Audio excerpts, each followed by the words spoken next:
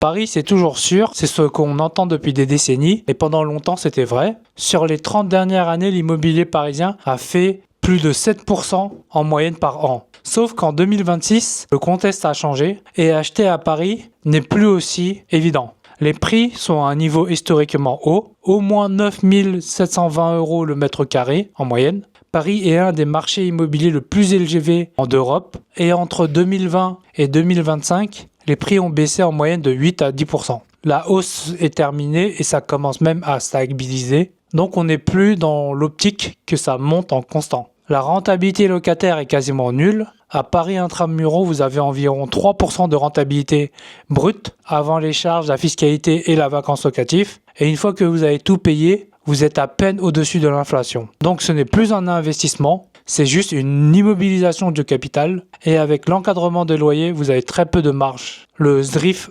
redessine la géographie de l'attractivité. Le plan régional pousse 90% des nouveaux logements en renouvellement urbain et concentre les investissements autour des 144 polarités, en petite couronne et des nouvelles gares du Grand Paris Express, qui risquent de voir leur attractivité monter et leur prix avec. Donc en 2026, Paris est un pari beaucoup moins sûr d'investissement et la petite couronne est beaucoup plus intéressante avec ses nouvelles infrastructures où les prix sont encore assez raisonnables et où la variation peut encore être impactée. Mais si vous êtes intéressé pour juste préserver du patrimoine, ça peut être encore intéressant parce qu'à Paris, sur le long terme, est un actif refuge international. Alors pour comparer Paris avec les zones de la petite couronne et identifier des opportunités, vous pouvez aller sur omea.tech. Donc dites-moi en commentaire si vous achèteriez à Paris ou en banlieue en 2026.